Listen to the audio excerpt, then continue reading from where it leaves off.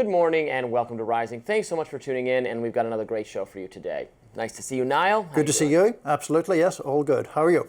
Just fine. Excellent. Ready to get to the news today. For sure. So, coming up on Rising, President Trump's administration has fired the CDC Director, and 4 top health officials have also quit. We'll also be looking at how the Department of Transportation is taking over Union Station. And remember that former DOJ staffer who apparently threw a sandwich at a federal official? Well, there's some good news for him. But first, Robby, we want to hear what is on your radar. Let's talk about it. Commerce Secretary Howard Lutnick is defending the Trump administration's decision to purchase a 10% equity stake in Intel, the multinational tech company. In a recent cabinet meeting, he sat alongside President Trump and Secretary of Defense Pete Hegseth and explained why the federal government owning part of a massive private company was not, in effect, socialism. Take a look. The Biden administration had given $11 billion to Intel, given it to them, done. Corporate just gift.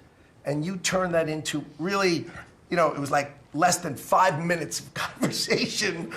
And Intel agreed to give us 10% of their company, which of course was worth $11 billion. So it's not socialism. This is capitalism. If you give someone $11 billion, who's just building in America, they're not doing something special, they're building in America. And their CEO told the president, he didn't need the grant. And you said, well, then why don't we get something for it? Now, I don't know if you noticed Hegseth's expression, but he didn't seem to be buying this, and neither, for the record, am I. Trump is a trailblazer who's completely scrambled the Republican consensus on a host of issues. He's upended conservative orthodoxy on everything from international trade to foreign policy. On the latter front, Trump's instincts are often right. Populists and libertarians are both pleased that the president has shifted his party away from neoconservatism and toward a more restrained foreign policy vision. On economics, his instincts are more uneven, I would say. This is a good example of that unevenness, because no matter how Lutnick tries to spin this, the government owning part of Intel is, on some level, it's socialism. It's at least socialism-ish. Now, maybe we need a refresher on what socialism is. I know many people struggle to define it, thinking socialism just means being further left on the political spectrum. But actually, socialism originally referred to a political and economic system in which the means of production is owned collectively by workers, the people who work at the firms, rather than by the capitalists, i.e. the owners of the firms themselves. Now, in practice, workers do not succeed in seizing the means of production, so actually existing socialism has meant the government seizing the means of production, ostensibly on behalf of the workers in some cases. A socialist economy is one broadly characterized by significant government control and direction of the components of the economy: the firms, the resources, and the workers. Socialist states use top-down central planning to determine how much of a good to manufacture, what it should cost, and what you pay people to make it. Those results throughout history are not pretty. Centrally planned economies are consistently beaten out by free market economies. Moreover, centrally planned economies often create shortages and famines, which in turn create social strife. Again, existing socialist governments of the 20th and 21st century have tended to become totalitarian in order to censor and crack down on the public dissent created by the system not working out very well. Conservatives have a habit of labeling every single liberal policy they disagree with as socialism, which I think has contributed to significant confusion about what it really is. Just because you have taxes and you have regulation and you have welfare, that doesn't mean your economy is socialist. Your economy is socialist if the government sets the prices, fixes the wages, and nationalizes firms and industries. Now, to be clear, it's unfortunately the case here in the U.S. that we already do have quite a few of those things I just mentioned. Now, Intel, which received millions in funding from the CHIPS Act, is an example of sliding towards socialism. When the government generously directs public funds to a specific firm, yeah, it's doing something that looks like socialism. But owning part of the firm is a significant escalation, and smart conservatives know it. Take it from Senator Rand Paul, who calls this a terrible idea. He writes on X, if socialism is the government owning the means of production, wouldn't the government owning part of Intel be a step toward socialism? Exactly. Socialism. That's why Bernie Sanders is in favor of it. Sanders wrote, taxpayers should not be providing billions of dollars in corporate welfare to large profitable corporations like Intel without getting anything in return. The taxpayers of America have a right to a reasonable return on that investment. Now, I actually agree with the first part of what Sanders said. taxpayers should not be providing billions of dollars in corporate welfare to large, profitable corporations. That's precisely what the CHIPS Act, an initiative spearheaded by President Biden, did. Republicans should be looking for ways to step back from the CHIPS Act-style socialism, not making it even more of a reality. At last, a Trump policy I can be enthusiastic about, Robby. Really? Seizing of the means of production. God. I think that's the way to go. I'm looking forward to a third party, the Republican Socialists of America. This is MAGA socialism. I've said that before. No, look, I think that there is a case to be made here because of the CHIPS Act funding that Lutnick referenced. Right. I believe there's 9 billion, of the 11 billion still to be dispersed, and they are arguing that that basically entitles the government to a 10% stake, which I do not find an unreasonable position. There is a precursor to this that most Republicans were massively opposed to, of course, which was the bailout during the Obama era. Actually begun under George W. Bush of the auto companies and General Motors in particular. The federal government took a 60% stake in approximately in return for a massive bailout, and it subsequently unloaded that stake. All horrifying to me. All of it universally horrifying. And I'm very relaxed about it. Clear, the bailout is horrifying to me as well. I oppose that, and some people, there's a right-left meetup on opposing the bailouts for a lot of these things, and then there was a different right-left meetup, or just not right and left. The centrist Republicans and Democrats, like Bush, Obama, all wanted to do this kind of thing, and right and left didn't. I think the moral hazard created by this is the incentive then to direct government policy in a way that benefits Intel seems just very concerning to me. Lutnick was talking about, not reassuring at all, he's doing a terrible job lately. Lutnick was saying that, what about, the next we're going to be looking at is defense contractors. Lockheed Martin, most of its revenue comes from government contracts. Why is it independent of the government? Shouldn't we own part of it? I think you would appreciate the incentive. Already there's an incentive to do war on behalf of the contractors. I've joked that it's a revolving door, but we would take the door off it. We're taking the door off its hinges. We're just combining those two things. That seems terrible to me. I do acknowledge some of those dangers. I'm being slightly mischievous in the full-throatedness of my endorsement of all of this. But I don't think it's a bad thing in return for government, de facto government subsidies for the government and by extension the people to get something out of it. This is why I just don't want to do subsidies. They did the CHIPS Act. Where are all the chip factories, Niall? Where are they? Are they coming? They're coming. Maybe they're coming. Well, I don't think they're coming. I think they said thank you, and now we're not building anything. We shall see. Still ahead, on a much more somber note, many are sending thoughts and prayers to the city of Minneapolis today after a shooting on the campus of Catholic school.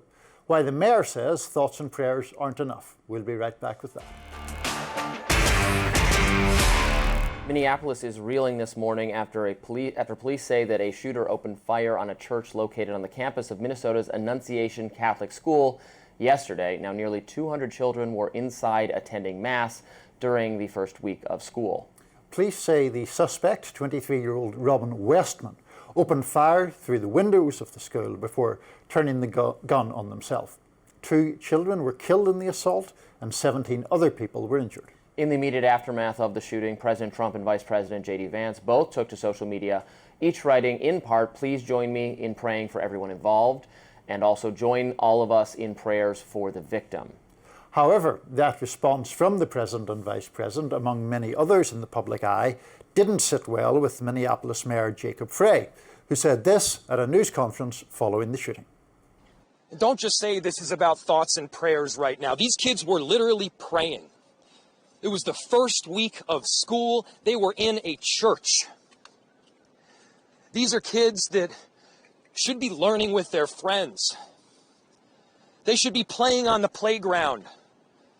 They should be able to go to school or church in peace without the fear or risk of violence, and their parents should have the same kind of assurance. MSNBC host and former Biden press secretary Jen Psaki echoed Mayor Frey, writing on X, "Prayer is not freaking enough. Prayers do not end school shootings. prayers do not make parents feel safe sending their kids to school. Prayer does not bring these kids back. Enough with the thoughts and prayers. That dismissal of thoughts and prayers from Frey and Psaki struck a chord with CNN contributor Scott Jennings. He was not happy about it. Take a listen.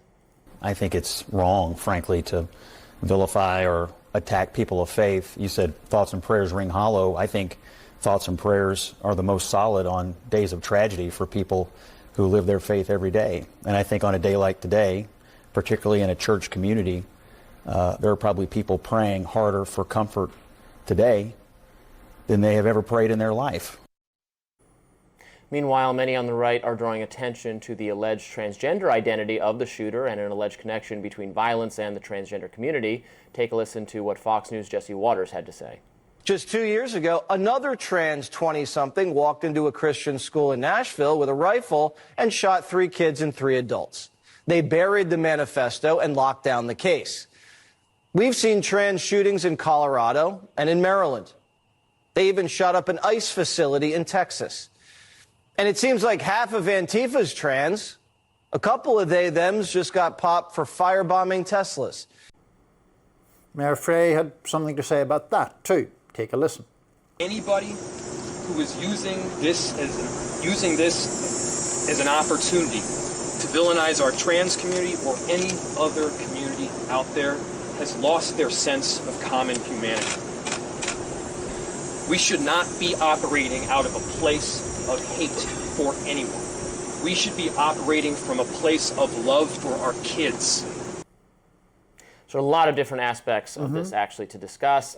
Terrible tragedy, very, very sad. Absolutely. Awful when this occurs. I don't think, I think Psaki and Frey missed the mark and certainly came off as demonizing prayer or religion or the things that religious people use to comfort themselves. The fact that they were,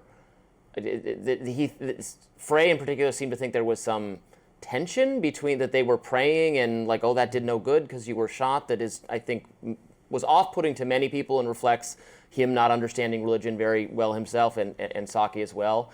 It was very tone-deaf to me. I understand that some progressives have the frustration that that's all, because I know progressives want more decisive action, for instance, on gun control, and that the thoughts and prayers is like in lieu of doing something actionable. But there are many religious people in this country who think, how does one that it is a way of showing support and just kindness to people affected by tragedy, and these are not really intention?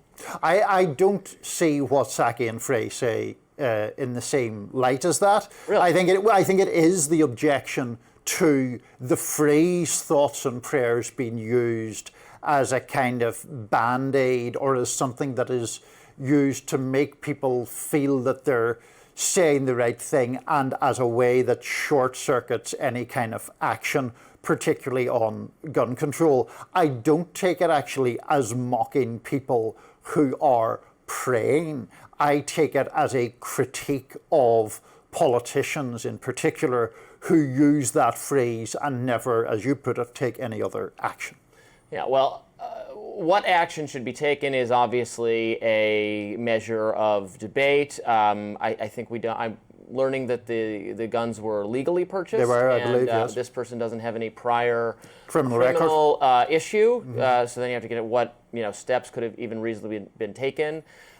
This person is a transgender individual, previously had a male name, is biologically male, changed their name to the female name. Actually there's a lot of writings this person has that are now being made available, that are being sifted through. The shooter in one of and used like a kind of encryption or a Cyrillic alphabet, I believe. Yeah. So that's being, translated right now, and actually did express some regrets about the transition at one point. Said does not actually feel like a female or doesn't think they should have done it. A lot of views all over the place. The weapons themselves had kill Trump, hating Jews, names of other school shooters, school shooting victims written in the. A reference to a band that one of the Columbine shooters had also referenced, all this kind of stuff. Honestly, we're motivation, ideology, and some people say, well, the New York Times or some journalistic outlets said, well, we don't know what the motivation is, and people on the right saying, what do you mean? It's obvious. They hated religion. They attacked a school they had gone to. They hate religious people. It's at least a little bit more complicated than that. Right. Honestly, in reading so far what we understand of this person's thinking, what sticks out to me is that they seek attention, really. They like, their ideology is idolizing school shooters. And the kind of, from their perspective, like glory and attention that gives you. That's a really hard thing to, get out of society, to tamp down that impulse. Really, I think the thing we could do that would most help that would be to not do exactly what we're doing now, and we're complicit in it. The attention and the all over the news, and this person wanted all of their thoughts to be read and to be talked about on the news and to be remembered. But I don't know how we have a. People are interested, people want to know. I'm not for censorship, I'm not for covering up facts. Well, and also, I take the point about often shooters wanting attention, but, we just ignore people being shot dead. Like, we can't do that, obviously, so there's that element of it. Two things in relation to the trans issue. I do think it's pretty offensive, the kind of, the Fox clip we played and so forth. Look, correlation is not causation, right? That is not there is no evidence that trans people are inherently more inclined toward acts of violence. We don't, that's just, it is an element that has occurred here. And I mean, your point generally is that there is a tendency at these moments to ascribe political or identity motivation to people whose motivations are often, I would say, incoherent, which seems to be the case here.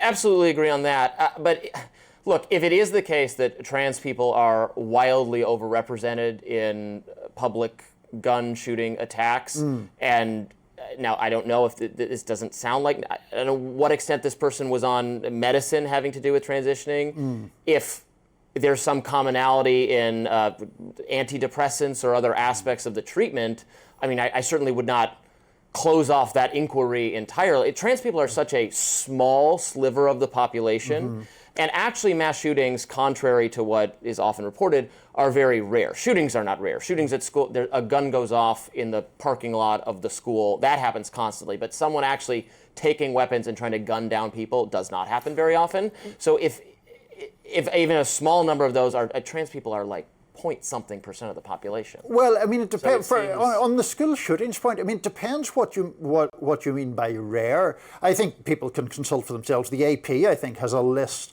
of numerous school shootings, which, tragically tend to only attract real attention if you get up into 5-10 people killed, as opposed to 1, 2, or 3 people killed. And in relation to the school shootings, the examples being cited are two, really, this and the Nashville instance. Right. So, but there's only been like a dozen of these in the last 80 years. So if there's 2 out of that, I think there's been more than a dozen school shootings in the last 80 years. No, it's not, because the things that get counted as school shootings count any time a gun goes off, which is usually. Again, I'm not saying this is good. Like, somebody gets shot in a dispute between kids on a sports team or on school property, or by people not related to the school who are just in school property. That's what counts as a school shooting.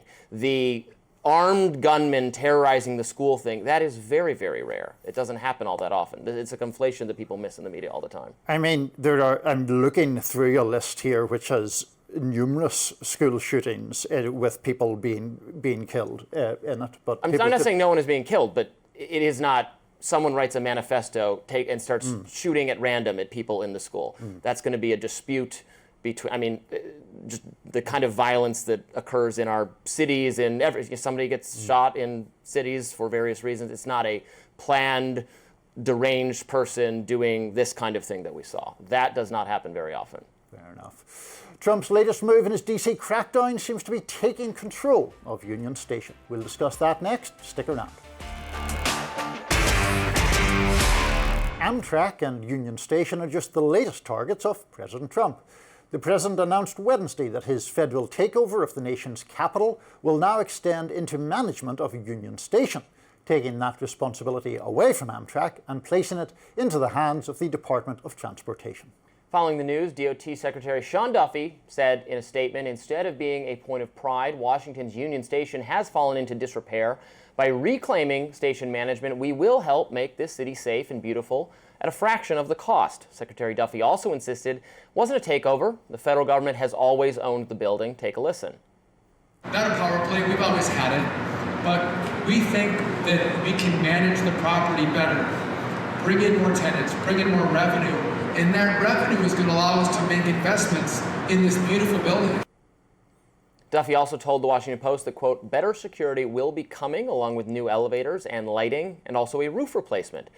As for D.C. Mayor Muriel Bowser, she's seemingly on board. She admits that Union Station needs a total transformation and said that would be an amazing initiative for the federal government to take on. But despite the alleged grand plans for the station, many are seeing this as yet another overstep. Brian Allen, host of the Allen Pod, says, quote, this isn't about fixing trains, it's about turning DC into a federal fortress. First the police, then the streets, now the rails. Piece by piece, he's occupying the Capitol. But Will O'Grady, comms director for West Virginia Senator Jim Justice, says this shocking difference at Union Station in just 2 days saw 10-plus cops and no deranged homeless screaming or sketchy loiterers. Crazy that Democrats are also so vehemently against this and continue to deny reality. This one's personal for me, Niall, because my your scooter was stolen. It was stolen from Union Station. So, oh no! And so I'm so glad that President Trump and Secretary Duffy have responded to my personal plight and done this initiative. I think it is sad. Union Station is a beautiful building, had a lot of great shops and restaurants that, for various reasons, including most particularly COVID, and also the presence of deranged people using the station. A lot of those went out of business, or most of them did, and it's become just not a place you want to hang out at. It's already a federally managed thing, so this isn't like. I would say this isn't exactly a federal takeover. I'm certainly not against it. What is your? Well, briefly, because I know we only have a very short time for this segment, I see this mostly as a performative thing. I think that the downside of Union Station is exaggerated. There are homeless people and people with obvious mental health problems. I think it has gotten better in the last few years. Frequent there, but I think that what's happening is Trump and Duffy are exaggerating the awfulness of it, will then give it a bit of spit and polish and say, look, we've transformed a horrific wasteland into a gleaming gem. And I think it's all kind of nonsense, to be honest. It is not as horrific as it was a few years ago. It has gotten much better. Next up, the White House says they have fired the CDC director, but her attorneys disagree with that. We'll discuss. Don't go anywhere. There is turmoil at the CDC as the status of its new director appeared to be in limbo on Wednesday. The Department of Health and Human Services says Director Susan Monarez has been ousted from the position just a few weeks after being sworn in. HHS made this announcement on Wednesday, but it was quickly met with a response from Monarez's legal team. Her lawyers say on X, contrary to government statements, Dr. Monarez has neither resigned nor yet been fired. She will not resign. They argue that since Monarez is a presidential appointee, only the president himself can fire her, rather than the secretary. The White House followed that up with its own statement saying, quote, Susan Monarez is not aligned with the president's agenda of making America healthy again. Since she has refused to resign despite informing HHS leadership of her intent to do so, the White House has terminated Monarez from her position within the CDC. Monarez was first nominated to the role by Trump back in March. But she underwent a lengthy appointment process and was not confirmed by the Senate until July 29th. According to the New York Times, HHS Secretary RFK Jr. told her to resign or be fired due to tension between the two centering around vaccine policy. Back in March, RFK Jr. appeared much more supportive of Monarez, writing, quote, I handpicked Susan for this job because she is a long-time champion of MAHA values and a caring, compassionate and brilliant microbiologist and a tech wizard who will reorient CDC toward public health and gold standard science. I'm so grateful to President Trump for making this appointment. Well, a lot can change in a few weeks, I suppose. She is no longer viewed as a steward of the MAHA agenda. I guess I don't have specific information on, right, it's on childhood vaccines. I would like to know more details about what exactly she was at odds with RFK Jr. on. The White House, so the CDC director was not Senate confirmed until they changed until that, recently, right, yeah, to now be Senate confirmed. So she did get Senate confirmation. You know, I would say, broadly speaking, I think the president who wins the election should have the, right to put the people he wants in charge of these agencies.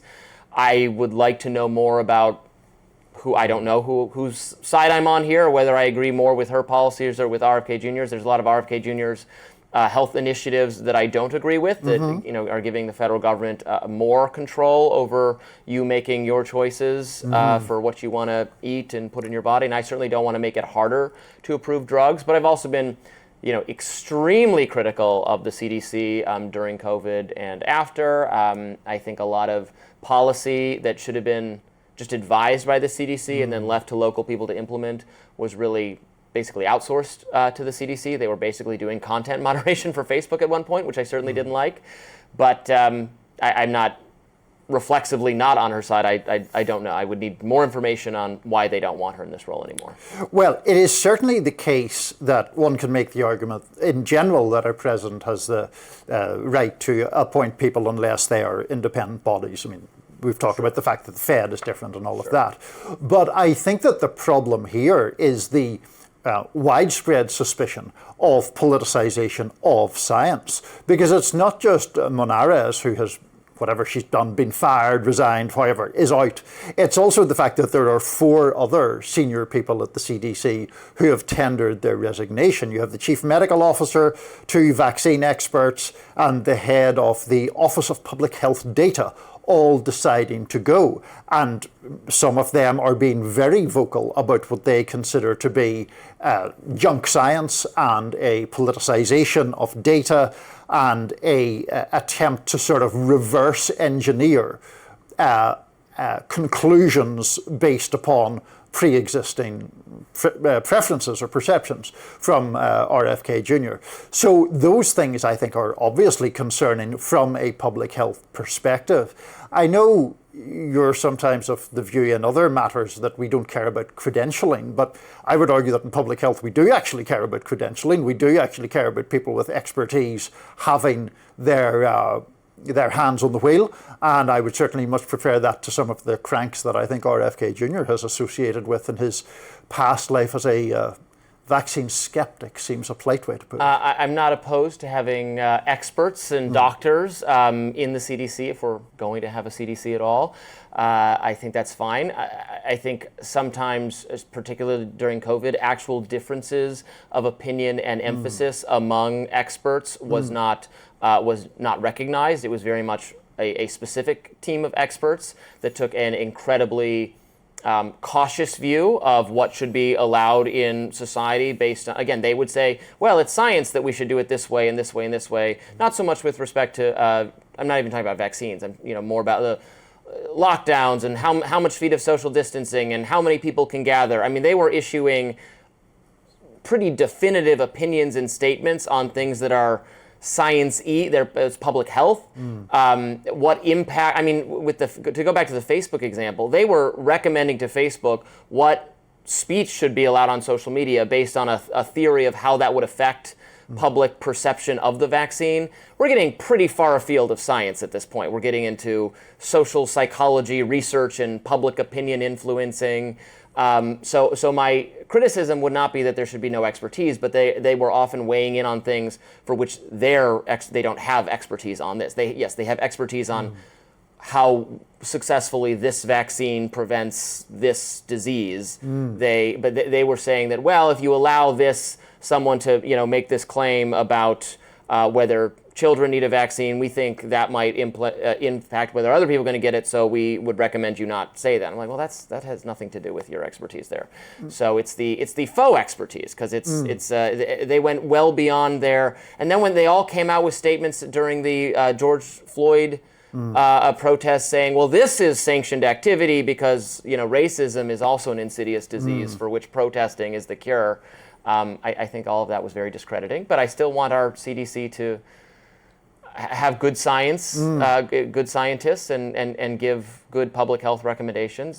So I don't know that these people exiting is good or bad. Well, I mean, in relation to Susan Monarez, we read in the introduction RFK's praise for her when she first came on board, and now the lawyers for her say, and I'm quoting from their statement, this is about the systematic dismantling of public health institutions, the silencing of experts, and the dangerous politicization of science. Now, I think it should give lots of people concern that someone who was selected by Trump and praised by Kennedy is within a matter of weeks or a couple of months coming to the conclusion that the administration is actually engaged in the systematic dismantling of public health institutions. Yeah, I would like them to put out a statement or maybe explain. RFK Jr. should do an interview somewhere and explain what what changed in the last month or so many weeks to make him not think this person is the right person for the job. If it is just about vaccine approval or some disagreement, that's really a hobby horse of RFK Jr.'s. It's not my favorite part of his agenda, while I simultaneously recognize that what experts said about the COVID vaccine itself did not hold up in the long run in terms of promises of how effective it would be at preventing disease entirely. Has not held up. I don't think that extends to so many of the other vaccines we had. And RFK Jr. has not said that either. He has, with response to the measles outbreak that took place, in Texas, I think? Yeah. He came out, made a statement that the measles vaccine is good and effective and you should get it. And has said previously that it's not, that his own children are up to date on the vaccines. It was the COVID vaccine. I mean, but they've also just recently, within the past few weeks, tightened the eligibility for the new COVID booster shots. So you actually have to be, I think it's over 65, or if you're younger, you have to show existing medical conditions, comorbidities, in order to get the vaccine. Is that contrary to science? I mean, I think it is cutting against the argument that Kennedy previously made about people's freedom to choose. He's actually now saying you're not eligible for the vaccine, even if you want one, if you're an able-bodied 30-year-old. I mean, I'm not going to tell people what they can and can't put in their own bodies. Right. But and also not an expert, but my understanding, my perusal of the science and of what European peer countries have done is to revise the vaccine guidance over time to be more, certainly for 65 plus, for people with comorbidities, but that it's not essential. Right, but there's a difference between saying it's not essential and you're ineligible for it, though. Those are not the same thing. Well, right, but we pay for health care in this country, so we don't want people getting...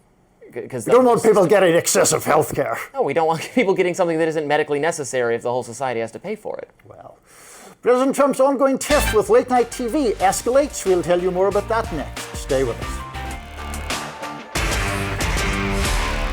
A dope. That's what President Trump called late-night host Seth Meyers in his latest tirade against TV's late-night shows. The president set his sight on Meyers' contract, vowing to look into NBC's decision to extend it. In fact, the deal to renew Meyers' late night was announced in May of last year. Taking to Truth Social on Wednesday, he referred to Meyers as the least talented late-night TV host, adding, quote, he has no ratings, talent, or intelligence, and the personality of an insecure child. So why would fake news NBC extend this dope's contract? I don't know, but I'll definitely be finding out. Trump has never backed down from picking a fight with the media, but it seems he's amped it up in his second term. Just this week, he threatened to pull the licenses of ABC and NBC over what he contends is unfair coverage of Conservatives and Republicans. And last month, he celebrated the announcement that Stephen Colbert's Late Show will be terminated by CBS next year. I was reflecting on the fact that we don't play very many clips from Seth Meyers. We don't. In fact, I don't mind Seth Meyers. I'm trying to right now picture in my head who he is, and I'm failing. He's the dark-haired one. He's dark. There he is. Oh, that guy. Right. Yeah. He just disappeared in my brain. I need more coffee. I mean, you're probably not. Well, I don't know if you're ever watching network television, but I'm assuming you're up there until 12:35 in the morning, which I think is when he comes on. No, I'm resting myself for our morning show. For a good discussion. Trump loves picking fights with the late night hosts. He loves railing about Kimmel and Colbert and all that. So this is part and parcel. They're extending his contract, or what's the... Well, I mean, I think part of the weirdness is, like, whoever has told Trump that they are extending Meyers' contract, he said there were rumors. What was the adjective he used? Perhaps our production room could tell me. It was like sad rumors or something. Sick rumors, I think, that they were extending Meyers' contract. They've already, they did it more than a year ago for 4 years. So I don't know who's getting in his ear about that. The other point is that in a previous blast at Seth Meyers, whose name I trip over all the time for some reason. I can't picture him. You can't say his name. I don't know. Sorry, Seth. It's nothing personal, really. But I mean, Trump previously in January said that Comcast should pay a big price for what Trump contends are unfair hits on him from Seth Meyers. So, that sort of suggestion of retribution against corporate entities, I think, is part and parcel of Trump's rather bullying nature and his tendency to overreact to even lighthearted dissent. Yeah, I'd rather have my government certainly not weighing in more on decisions private companies are making with respect to speech, because we have this little thing called the First Amendment. I think Brendan Carr's FCC is way too aggressive about trying to police speech, which is unfortunate because Trump came to power to correct a lot of the speech policing that was done under the Biden administration. Biden administration being specifically focused on social media companies throughout the pandemic and for some other reasons. I think that was all very bad and all very unfortunate. In fact, conservatives were victimized by a lot of moderation decisions that were made at the behest of the Biden administration. Trump put out an executive order saying restoring free speech. We're not going to do that anymore. I'm all for it. I'm cheering.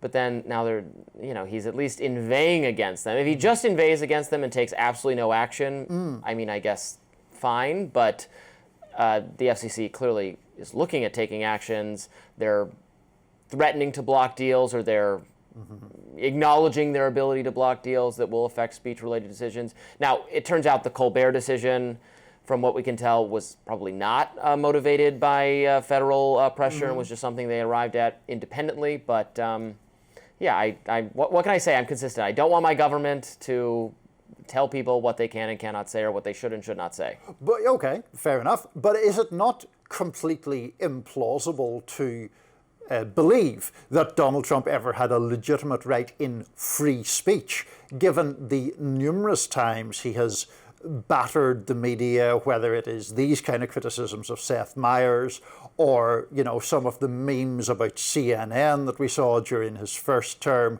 the constant complaints about media coverage, the frequent suggestions that Comcast or CBS or various corporate owners should have to somehow pay up for their coverage. It seems just blatantly obvious to me that he does not believe in free speech. He believes in speech that reflects what he wants to hear and believes in punishing criticisms of him. I don't think Donald Trump nor virtually any other figure in politics has a consistent view of free speech, is what I would say.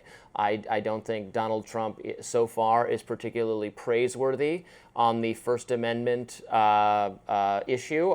Just this week, obviously, there was the flag burning executive order, which is ridiculous and directly contradicts Supreme Court recognized First Amendment protections, and was just very ill-advised, and then some of these other things. So no, I'm not, certainly not over the moon with what the Trump administration has done with the prioritizing deportations of people who wrote op-eds about Israel that the State Department doesn't like, even though they're expressing opinions that are now becoming like very common among MAGA influencers. It makes absolutely no sense to me. Right. So they've not done well. I have just attacked the previous administration for this, and the one before that, and the one before that, and before that I was like 13, but they've all been bad on free speech. Well, I mean, but to that point about the Israel question, like one of the examples of that being used was Marco Rubio, as Secretary of State, using this particular condition or clause in immigration law, suggesting that you can deport anybody who is sort of injurious to the foreign policy interests of the United States. Yeah. A clause that is typically used for like foreign dissident politicians who are, fomenting trouble here, as opposed to some student writing an op-ed. So that is just another example of this crackdown, really, on free speech that I see happening under this administration. And then you have the broader picture of Trump inveighing against, the Bureau of Labor Statistics if it produces statistics that he doesn't like, or Jerome Powell because he doesn't cut interest rates in the way that Trump would like. It just seems crazy to me to even give any kind of credulity to the idea that he's a free speech advocate. Mm. Well, next up, the jury has decided, will a hoagie thrower be indicted on federal charges? Their decision after this break. We'll be right back. Grand jury decided a man will not be charged with assault by sandwich. Sean Dunn, a former DOJ employee, was arrested for throwing a hoagie at federal officers in Washington. The officers were deployed there as part of Trump's D.C. federal takeover. The video went viral, and shortly after his arrest, he was fired from the DOJ, and he was facing a federal assault charge. Now, a grand jury deciding not to indict someone is fairly rare. Prosecutors could try indicting Dunn on assault charges a second time, but it's unknown if they will go that route. They could also charge Dunn with a misdemeanor, which they would not need an indictment for. Dunn had been scheduled to appear in a D.C. federal district court next week for a preliminary hearing. Yeah, so as we noted, this is very unusual because the prosecutors, the government basically gets to set the terms of the grand jury proceeding. Yeah. It's all up to them what information is given to the grand jury, so it's not like there's trial. Not a defense team. Yeah. So usually you get the grand jury to indict. The joke is a grand jury would indict a ham sandwich. Applicable in this case. Particularly apolitical because they won't indict you for throwing one. Yeah. Not that a hoagie is a ham sandwich, but man, we're getting hungry as we sandwich related. Story. They could. I think this speaks to the fact that they overcharged this guy in the first place. I could see honestly, I wasn't even. It's a sandwich. I certainly could see a misdemeanor charge. I don't think this is the most important thing. When we talk about bringing crime under control in this city, it's not the sandwich throwers you're thinking of. Obviously, you should not throw anything at anyone, including at the police. This would be a case where, if he loses his job as a result of this, I'd say, well, it's what happens when that did happen. Which he did, yeah. And I don't find that inappropriate. Yeah. Again, there's a possible criminal charge that I would agree with, but they overcharged and they struck out. And honestly, maybe controversially or just for me, I think if they strike out and screw up the first time, they shouldn't get another crack at it. Yeah. Well, we're going to be concluding our live show in a moment of harmony, because I basically endorse all of that. I think that they did obviously overcharge. Yeah. Yes, of course, it's true that you shouldn't be throwing your sandwiches at people, whether they be federal officers or work colleagues or work enemies or anything else. It's a bad idea to be hurling sandwiches at people, but it's also something that should not lead to some sort of felony conviction. I threw a pen once. Did you? In this chair. In here? Yes. Oh, was I there that time? There was a okay. Well, so lock me up, I guess. Well, there we go. Felony charges against you.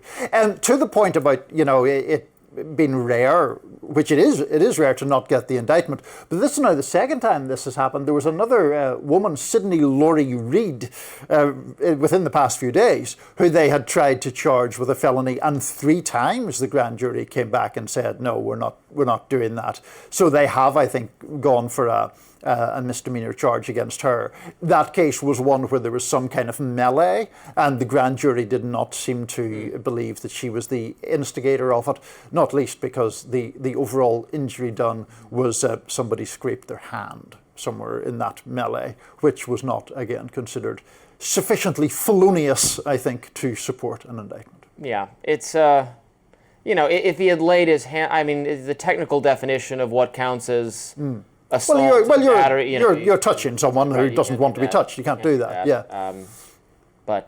And I think it's definitely a bad idea to fight with the police, to resist with the police. You are free to speak out against the police, protest the police. You can scream at the police. You can stay silent in relation to any question that is asked. You should. Not only We're big fans of that. Yeah. Should you? Yeah. You zip it. Don't talk to the Zip police. it. This is a rare moment of unanimity on Rising. Am I being detained, and or am I free to go? Right. And I would like to talk to an attorney. That's all. That's all you need.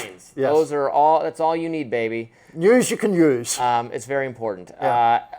Look, I'm not. I have criticisms of policing, and I'm for some aspects of criminal justice reform. Some I think we can't do anymore, but some I still support.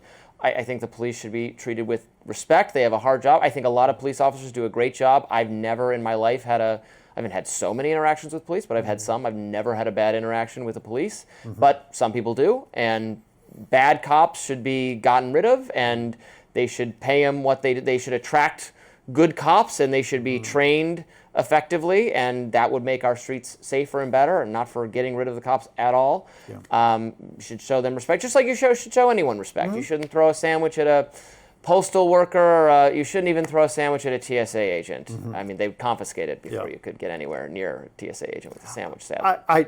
I did once make an official complaint against the Metropolitan Police. Did you? Yeah, I did, yes. Did you?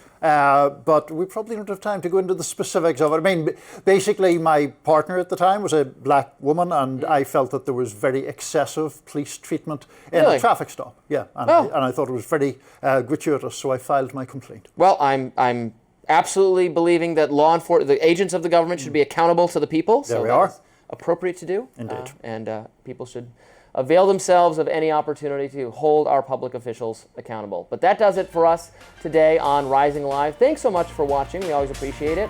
Look out for more exclusive YouTube content coming your way today. And be sure to like, share, and subscribe to the Hills YouTube channel so that you never miss any content. And of course, for those of you who like to listen while on the go, now available anywhere you can listen to podcasts. And we'll see you next week. Bye-bye.